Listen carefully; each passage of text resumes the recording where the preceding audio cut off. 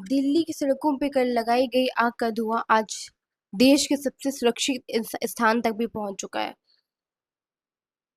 विपक्षी नेता राहुल गांधी और प्रियंका गांधी जी आज पीएम रेजिडेंस के बाहर धरने पे बैठे हुए हैं।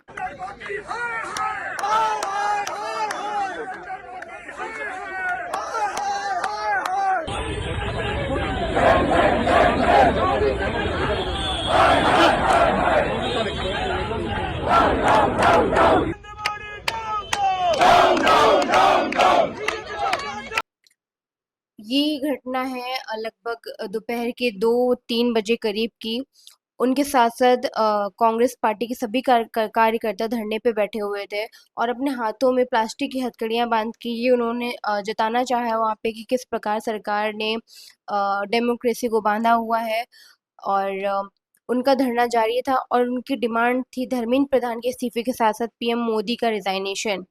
तो ये धरना जो है दोपहर 2 बजे से करीब से लेके शाम को 5-6 बजे तक चला है। उसके बाद में वहाँ पे भारी पुलिस बल देखा गया और वहाँ पे काफ़ी बहसबाजी देखी गई पुलिस प्रशासन में और जो कांग्रेस पार्टी के जो सदस्य थे, कार्यकर्ता थे उनके बीच में। उसके बाद में बातचीत से जब बातें नहीं बनी हैं तब वहाँ पे राहुल गांधी जी को और प्रियंका गांधी को और पार्टी के कार्यकर्ताओं को पुलिस द्वारा डिटेन कर लिया गया है और जबरन उनको उठा लिया गया है और राहुल गांधी को वहां से उठाते वक्त उनकी नाक से खून आने की भी बात सामने आई।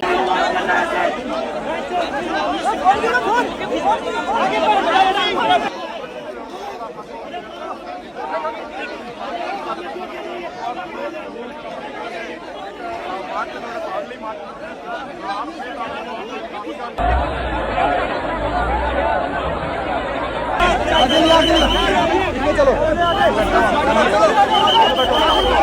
खून निकल रहा है। राहुल गांधी के मुंह से खून निकल रहा है। राहुल गांधी की नाक से खून निकल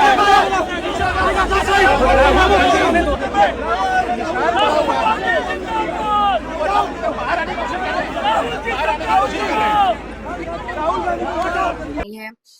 हालांकि लोगों को ये सवाल है, कुछ नेता, कुछ एक्टिविस्ट लोग ये बात कर रहे हैं कि कांग्रेस पार्टी का ये जो निर्णय है पीएम रेसिडेंस के बाहर धरना देने का, वो सीजेपी की जो प्रोटेस्ट है उसको कमजोर कर रहा है।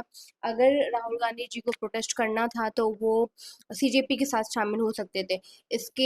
और इसके साथ ही वहाँ पे पीएम रेसिडेंस के साथ बाहर अखिलेश यादव जी भी धरने पे बैठे हुए थे और उनको भी पुलिस द्वारा डिटेन कर लिया गया है, उनको उठा लिया गया है, जबरन उठा लिया गया है और पीएम रेजिडेंस के बाहर हलचल का माहौल है। वहाँ पे भारी पुलिस बल तैनात किया गया है। स्टूडेंट्स थे उन जो हॉस्पिटल में एडमिट किए गए थे, उनसे मिलने भी राहुल गांधी जी और प्रियंका गांधी जी पहुंचे थे हॉस्पिटल और घायल लोगों से मिल के आए थे और उनका अ, साफ कहना था कि वो लोग धरने पे इसलिए बैठे हैं क्योंकि जो कल बदसलूकी हुई है, स्टूडेंट्स के साथ में जो मारपीट हुई है, वो बिल्कुल भी बर्दाश्त नहीं की जाएगी। हमने कहा कि देखिए हम स्टूडेंट इशू पे डिस्कस करना चाहते हैं और स्पीकर ने हमें कहा कि डिस्कशन के लिए उन्हें सरकार से पूछना है। मतलब आप समझिए, speaker is telling us that to debate in parliament he has to take permission from the government.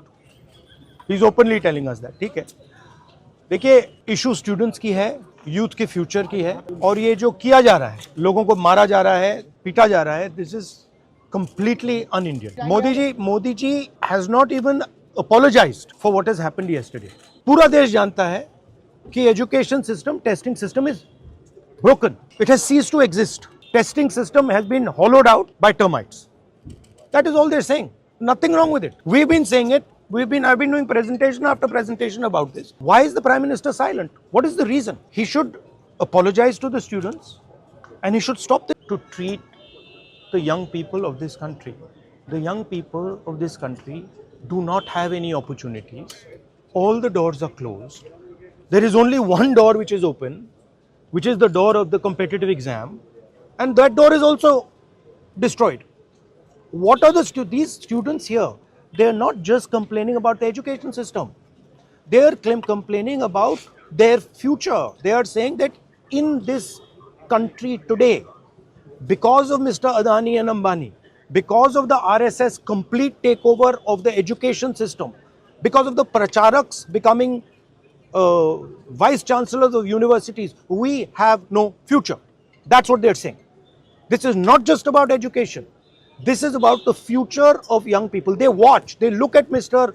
Ambani's wedding and they watch 1,000 crores being spent over there, and they have no money to open a business if they want.